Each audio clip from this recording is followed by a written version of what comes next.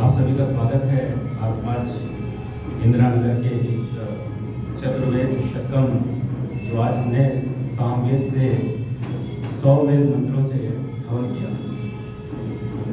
यह जो चतुर्वेद शतकम है इसके जो ऑथर हैं वो अच्युतानंद सरस्वती जी हैं। किसी को पता है कि ये कौन थे? स्वामी अच्युतानंद सरस्वती। ये स्वामी अच्युतानंद सरस्वती जी दयानंद समकालीन थे। जब स्वामी दयानंद सरस्वती जी का एक बार इनसे शास्त्रार्थ हुआ था और वह पौराणिक मठाधीश थे। उस समय तो उन्होंने हार नहीं मानी थी कि मैं गलत हूँ, स्वामी जी सही है। यह तो हमारे पंडित गुरुदत्त विद्यार्थी जी थे जिन्होंने इनको वैदिक धर्मी बना लिया। पहले वे जाते थे शिष्य की तरह, फिर वे गुरु बन गए। इस तरह से जो स्वामी अच्युतानंद जी थे वह आर्य समाज में आए थे। अब ये स्वामी अच्युतानंद जी वही हैं अथवा दूसरे हैं वो मुझे नहीं पता, लेकिन यह आर्य समाज में स्वामी अच्युतानंद जी का जो पंडित गुरुदत्त विद्यार्थी थे उन्होंने इनको खींच लाया था। जो उनकी श्रद्धा थी जो पंडित गुरुदत्त विद्यार्थी जी की, वह इनको अपनी तरफ खींच लाई थी। हम सामवेद के विषय में कुछ जानना चाहते हैं। सामवेद की महत्ता बहुत अधिक है हमारे सब वेदों में। मुख्य रूप से तो वेद एक ही है, परंतु भिन्न भिन्न विद्या के कारण इसको 4 विभागों में विभाजित कर दिया गया। ऋग्वेद, यजुर्वेद, सामवेद और अथर्ववेद। सामवेद की महत्ता इतनी अधिक है कि श्री कृष्ण भी जब अर्जुन को उपदेश देते हैं उसमें कहते हैं कि मैं वेदों में सामवेद हूँ। इसकी महत्ता का पता चलता है। इतना महत्व क्यों है? ऋग्वेद जो है वह उसकी उपमा वेदों में वाणी से दी जाती है। वाणी बोलते हैं शब्द, अर्थ और उसके संबंध को। तो जैसे शब्द अर्थ के संबंध से हमें ज्ञान विज्ञान मिलता है, वैसे ही ऋग्वेद से गुण और गुणी का यथार्थ ज्ञान होता है, विज्ञान होता है। इसलिए उसकी तुलना किससे की गई? वाणी से। वाणी असल में क्या है? शब्द है, अर्थ है। और जो यजुर्वेद है उसकी तुलना उपमा मन से की गई। मन जो संकल्प भी करता है और जिससे हम कर्म भी करते हैं। और क्या आप बता सकते हैं कि सामवेद की तुलना वेदों में किससे की गई? सामवेद की तुलना प्राण से की गई, क्योंकि यह जो वाणी है और जो मन है वह प्राण के आधार से ही चलते हैं।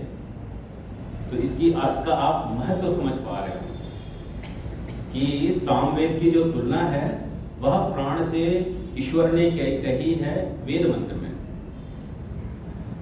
और इसका जो महत्व है सामवेद का, वह उनकी शाखाओं से भी जाना जाता है। उसके महत्व को हम कितनी शाखाएं हैं उससे उसके महत्व को जान सकते हैं। वेदों की शाखा को बोलते हैं व्याख्यान। तो जो व्याख्यान दिए जाते हैं भिन्न भिन्न रूप में वेदों की, उसको हम बोलते हैं शाखा। क्या आप बता सकते हैं कि सबसे अधिक किस वेद मंत्र की शाखा उपलब्ध है? यह सामवेद। भूतकाल में तो थी, अभी तो बहुत कम बची है। अब मैं उसकी गिनती करता हूं तो आप विचार कीजिएगा कि सामवेद का महत्व कितना अधिक है। ऋग्वेद की शाखा जो बताई जाती है वह शाखा कुल भूतकाल में या कुछ अभी बची होंगी वह 21।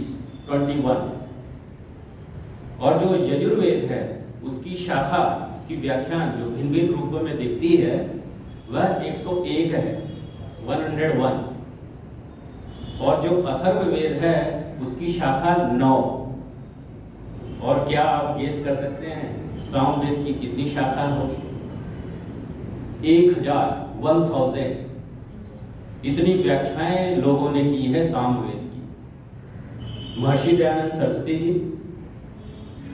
कहते हैं कि ये जो गांधर्व वेद है, जो उसका भाग है सामवेद, मुख्य रूप से जिसमें गान विद्या सीखी जाती है, मुख्य रूप से इसी सामवेद से निकली है, इसी सामवेद से निकली है। और इस सामवेद को गाने की बात ऋषि कहते हैं। कैसे? वादित्र वादन पूर्वक। सत्यार्थ प्रकाश में ऋषि दयानंद ने सामवेद के विषय में क्या लिखा कि सामवेद का गान हम कैसे करें? वादित्र वादन पूर्वक करें। इसका क्या अर्थ है? इंस्ट्रूमेंट के साथ। वादित्र वादन बोलते हैं इंस्ट्रूमेंट, इंस्ट्रूमेंट के साथ इन वेद मंत्रों का गान करने का विधान ऋषि ने लिखा है। हम सब वेद मंत्रों का, सब ऋचाओं का गान करते हैं, लेकिन जब सामवेद की बात आती है तो यह अधिक मधुर हो जाता है। तो इसका महत्व बहुत अधिक है। इसके जो विद्या और जो स्वर है, जो उच्चारण है, इसके विषय में भी हम सबको मालूम होना चाहिए कि यह जो ऋग्वेद है उसको शीघ्र वृत्ति से उसका स्वर गान किया जाता है। किस वृत्ति से? शीघ्र वृत्ति से। थोड़ा सा तेजी उसमें लाते हैं। ओम अग्निमिंडे पुरोहितम यज्ञसमृतम, ऐसे इसको तीव्र गति से बोलते हैं। इसको बोलते हैं शीघ्र वृत्ति। और जो हमारा यजुर्वेद है उसको मध्यम वृत्ति से उसका उच्चारण किया जाता है। और जो यह सामवेद है इसको विलंब वृत्ति से उच्चारण किया जाता है। तो यह अधिक सुनने में अच्छा लगता है। और अथर्ववेद का क्या बता सकते हैं कि उसका उच्चारण कैसा होता है? उसमें तीनों मिले हुए होते हैं। कुछ विलंब वृत्ति होगी, कुछ मध्यम वृत्ति होगी और कुछ शीघ्र वृत्ति होगी। लेकिन शीघ्र वृत्ति अधिक देखी जाती है अथर्ववेद। अब यह जो सामवेद है इसका मुख्य विषय क्या है? वह है उपासना, जो मुझे बड़ा ही प्रिय लगता है व्यक्तिगत रूप से।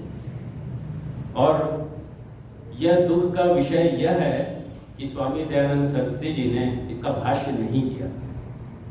अन्यों का भाष्य देखने को तो मिलता है, परंतु जो आनंद ऋषि दयानंद के भाष्य को देखकर पढ़कर मिलता है वह अन्य भाष्यकारों को देखकर पढ़कर नहीं मिलता। तो ऋग्वेद जो है उसमें गुण और गुणी का विज्ञान उपस्थित है। उसके विषय में ऋषि दयानंद ने यजुर्वेद के प्रथम मंत्र का जो भाष्य उन्होंने किया उसमें उन्होंने लिखा कि परमेश्वर से और धर्मयुक्त पुरुषार्थ से ऋग्वेद में जो वर्णित गुण और गुणी हैं, अर्थात जो पदार्थ है और पदार्थ के जो गुण हैं उनको ठीक ठीक जानो। ऐसा वह यजुर्वेद में ऋग्वेद के विषय में लिखते हैं। तो ऋग्वेद का जो मुख्य विषय है वह विज्ञान है। वह क्या है? विज्ञान।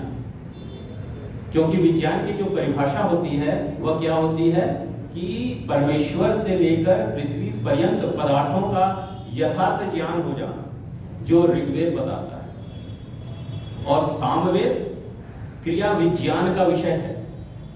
क्रिया विज्ञान, उससे कर्म कांड का ज्ञान हमें मिलता है, कर्म कांड की विद्या मिलती है। और जो सामवेद है उससे क्या मिलता है? मुख्य रूप से उपासना की विद्या मिलती है। परंतु जो ऋग्वेद है और यजुर्वेद है उसमें ज्ञान विज्ञान, कर्म और उपासना तीनों का समावेश है। तीनों विद्याएं हैं। तीनों प्रकार की विद्या किसमें है? ऋग्वेद में और यजुर्वेद में सब प्रकार की विद्या है। उसमें ज्ञान भी है, विज्ञान भी है, कर्म भी है और उपासना भी है। फिर ऋग्वेदादि भाष्य भूमिका में वे एक प्रश्न लिखते हैं कि ऋषि ने या फिर ईश्वर ने इन चार विद्याओं को चार वेद बनाए ही क्यों? चार वेद बनाए क्यों? और वे क्रम ऋग्वेद, यजुर्वेद, सामवेद, अथर्ववेद इसी क्रम में क्यों लिखे? अर्थात इस क्रम में क्यों उन्होंने उपदेश दिया ऋषियों को मन में। तो इसका उत्तर बड़ा ही आसान तरीके से वे लिखते हैं कि जब हम पदार्थ के गुण और गुणी को जानते हैं तो उससे संस्कार हमारे भीतर बनते हैं, हमारे भीतर संस्कार बनते हैं और उससे पदार्थों में प्रीति होती है। और जब प्रीति और संस्कार आपस में मिलते हैं तो हमारी प्रवृत्ति होती है। प्रवृत्ति जब होती है तो उसके प्रति हम कुछ कार्य करते हैं, और जब हम कार्य करते हैं तो कर्म भी होता है। कुछ सकाम कर्म होगा, कुछ निष्काम कर्म होगा। इसलिए ईश्वर ने ये ऋग्वेद को प्रथम ही बनाया और उसके बाद यजुर्वेद को बनाया। फिर सामवेद क्यों बनाया कि जब सभी विद्या, कौन कौन सी विद्या, ज्ञान विज्ञान कर्म और उपासना, जब तीनों विद्या को इसमें रख दिया दोनों वेद में, फिर बाकी वेदों को क्यों ईश्वर ने बनाया? तो इसका उत्तर ऋषि लिखते हैं क्योंकि जो ज्ञान कर्म और उपासना का फल कितना और कहाँ तक होना चाहिए उसको ईश्वर के सानिध्य से सामवेद से ही समझा जा सकता है। जो विज्ञान है, कर्म है और उपासना की जो विद्या है उसको ईश्वर के सानिध्य से कितना और कहाँ तक होना चाहिए इसका विधान सामवेद में किया। और फिर अथर्ववेद क्यों किया? क्योंकि सब तो विद्या यहाँ पर समाप्त हो गई। यही 3-4 प्रकार की विद्या थी, विज्ञान था, कर्म था और उपासना थी। तो अथर्ववेद का निर्माण क्यों किया? तो ऋषि कहते हैं कि जो बाकी शेष जो विद्या बच गई, शेष विद्या जो बच गई उसका विधान अथर्ववेद में किया, उसका विधान अथर्ववेद में किया। और जितने भी आपको संशय होते हैं उसकी निवृत्ति वहां पर हो जाती है। मैं एक उदाहरण देता हूं। ऋग्वेद में आया है कि यह जो प्राण है वह संसार का आधार है। एक प्राण है जो संसार का आधार है, यह ऋग्वेद में है। और यजुर्वेद में बताया कि यह जो प्राण अपान है, व्यान उदान समान नाग कूर्म कृकल देवदत्त धनंजय इत्यादि ये जो प्राण हैं इससे जीव कर्म करते हैं, हमारे शरीर में कुछ क्रियाएं होती हैं, इस जगत में कुछ कार्य होते हैं, इसका विधान कर दिया। और सामवेद में बता दिया कि यह जो प्राण द्वार है उससे ही हम परमेश्वर से मिलते हैं। अब हमें संशय हुआ कि यह प्राण है क्या? तो एक प्राण शुद्ध आता है अथर्ववेद में, जिससे हमें प्रथम मंत्र में ही पता चलता है कि मुख्य रूप से प्राण का अर्थ ईश्वर होता है। वह ईश्वर ही था जो प्राण सबका आधार था, जिससे सब क्रियाएं हो रही थी, जो हमें अपने पास बुला रहा था, वह सब कौन था? ईश्वर था। तो इस तरह से चारों जो वेद हैं उसका वर्णन यहाँ मिलता है। अब यह जो सामवेद है उसे एक मंत्र आया जिससे आप सबने आहुति दी होगी, वह है त्रिणी पदा विचक्र में विष्णु गोपाधाप्य अतो धर्माणि धार्य। यह ऋग्वेद में भी आता है, यजुर्वेद में भी आता है, सामवेद में भी आता है और अथर्ववेद में भी आता है। तो आज हमने जो आहुति दी वह सामवेद के इस वेद मंत्र से भी दी। त्रिणी पदा विचक्र में विष्णु गोपाधाप्य अतो धर्माणि धार्य। यह जो परमेश्वर है, हम सब सुनते हैं कि ईश्वर सर्वव्यापक है। हम सब सुनते हैं और मानते हैं कि ईश्वर सर्वव्यापक है, लेकिन इसकी कुछ न कुछ हम सब कुछ न कुछ कल्पनाएं कर लेते हैं कि ईश्वर ऐसा होगा, ऐसे प्रवेश करके सब स्थानों में इस तरह से कार्य कर रहा होगा। सबकी अपनी अपनी कल्पनाएं हैं, लेकिन यह कल्पना सत्य रूप में तभी प्रकट हो सकती है जब हम जानेंगे कि यह जो सृष्टि है उसके 3 लेवल हैं। उसके जो सृष्टि है उसके 3 लेवल हैं। क्या क्या है? स्थूल, सूक्ष्म और कारण। जब हम इन 3 प्रकार के लेयर्स को, पद को जानेंगे, तब हमें समझ में आता है कि ईश्वर सर्वव्यापक रहकर कैसे इस जगत में कार्य कर रहा है, अन्यथा हम कल्पना में ही रह जाएंगे। ऑफिस में एक मेरा मित्र है, उसको मैंने ये बात समझाई कि जितने भी उत्पन्न पदार्थ हैं उसमें ईश्वर प्रवेश किया हुआ है तीनों ही लेयर्स में। तीनों प्रकार के जो जगत हैं उसमें ईश्वर प्रवेश किया हुआ है, अर्थात स्थूल, सूक्ष्म और कारण, 3 प्रकार जगत में ईश्वर पूर्ण रूप से व्याप्त है, सर्वव्यापक है। तो उस मित्र का एक प्रश्न था कि ईश्वर का कितना कंट्रोल स्थूल जगत में होता है। आप सबके मन में कभी कभी प्रश्न अवश्य आता होगा कि यदि ईश्वर वायु को चला रहा है, उसकी सामर्थ्य से चल रहा है, तो हम वायु को मोड़ कैसे देते हैं? पंखे से चला रहे हैं, हम वायु को मोड़ कैसे देते हैं? तो ऐसे सामान्य प्रश्न सबके मन में आते ही रहते हैं कि ईश्वर का कंट्रोल कितना है। तो उनको यह जानना चाहिए कि ईश्वर का पूर्ण अधिष्ठातृत्व है इस पूरे सृष्टि पर। इस पूरे सृष्टि पर उसका पूरा अधिकार है। कैसा अधिकार है कि हम उसके बनाए नियमों का कभी उल्लंघन कर ही नहीं सकते। जैसे एक व्यक्ति या कई व्यक्ति मिलकर इस भवन का निर्माण करें,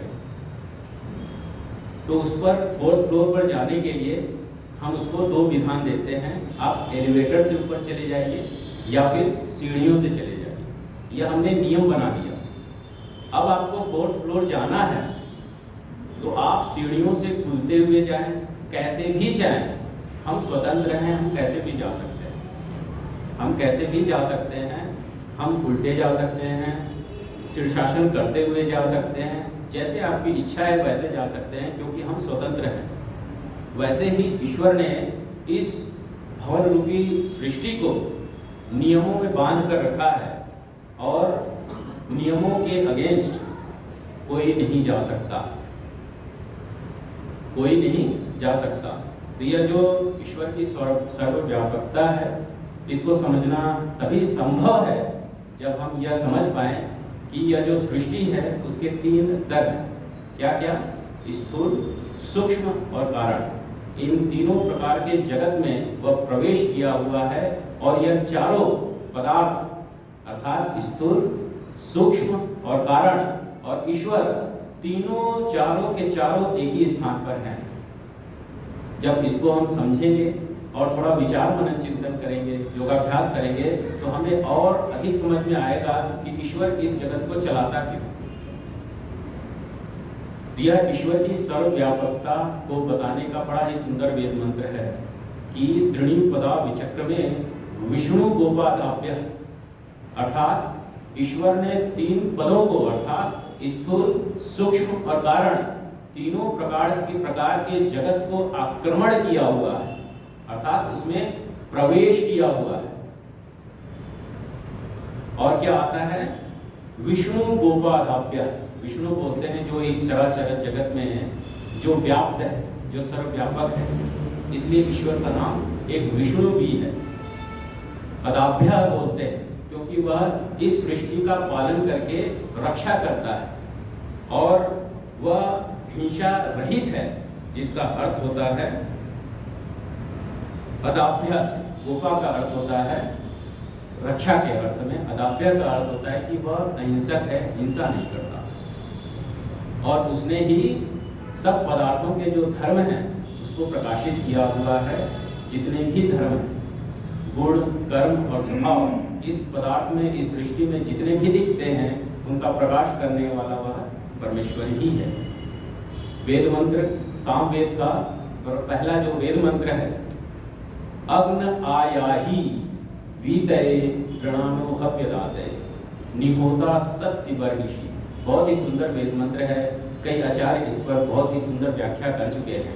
इस पर बहुत कुछ अधिक नहीं कहना है, शायद पंडित जी ने भी यह बताया होगा कि त्रिणी पदा विचक्रमे के बाद यह अग्न आयाही वीतय गृणानो हव्य दातय निहोता सत्स्य परमेशी। हम प्रभु परमेश्वर को बुला रहे हैं। वह जो अग्नि स्वरूप है, जो ज्ञान को देने वाला है, जो ज्ञान का प्रकाश देने वाला है, जो विज्ञान को देने वाला है, उस परमेश्वर को हम बुला रहे हैं। अग्न आयाही, हे प्रभु परमेश्वर, ज्ञान स्वरूप परमेश्वर, आप आ जाइए। अग्न आयाही, किस लिए आइए और क्यों आइए, इसको बताया। वीतय गृणानो हव्य दातय।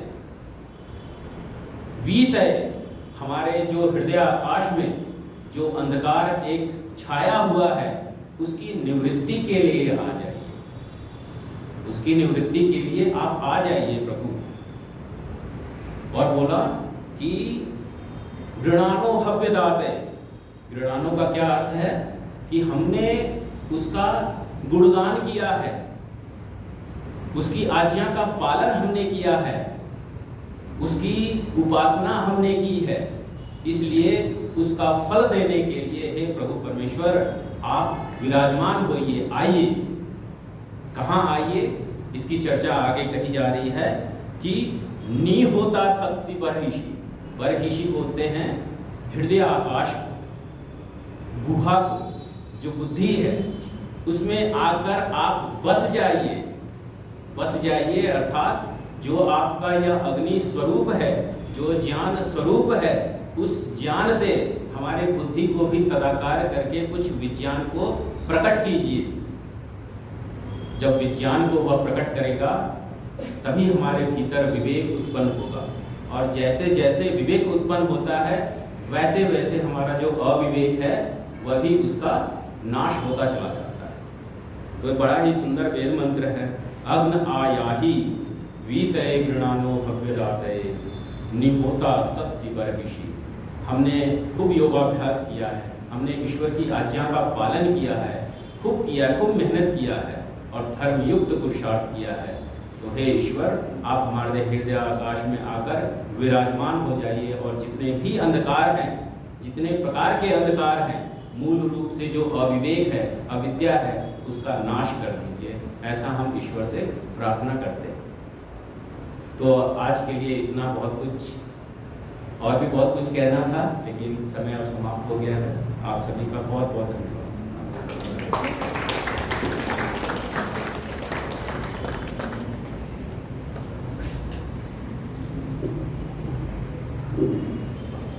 समय आज पहले से ही बहुत हो चुका है। अनिल जी का बहुत बहुत धन्यवाद। संक्षेप में हमें सारे वेदों का ज्ञान दिया और सबका हमें विशेष तरह से उपासना के लिए भी कहा। प्राय हम उपासना को केवल संध्या, मेडिटेशन, क्या लिखते हैं, मानसिक ईश्वर में मग्न होने तक सीमित रखते हैं, परंतु हमें यह स्पष्ट होना चाहिए कि केवल ईश्वर में मग्न होने तक सीमित नहीं है, उनकी आज्ञाओं का पालन करना भी उपासना है। ऋग्वेद भाष्य भूमिका में महर्षि जी ने स्पष्ट लिखा है और आज के मंत्र में भी ये स्पष्ट हो गया कि हम जो उपासना का स्वरूप समझते हैं, मानते हैं, केवल संध्या, उपासना, ईश्वर में मग्न रहना केवल वहाँ तक सीमित नहीं है। हमें धर्म पुरुषार्थ करते हैं और उसके बाद जो हमें मिलता भी है, ईश्वर का सानिध्य मिलता है, ईश्वर से विवेक मिलता है, ईश्वर से ज्ञान मिलता है, तो हम उसके पात्र बनते हैं। अनिल जी का पुण्य बहुत बहुत धन्यवाद। आशा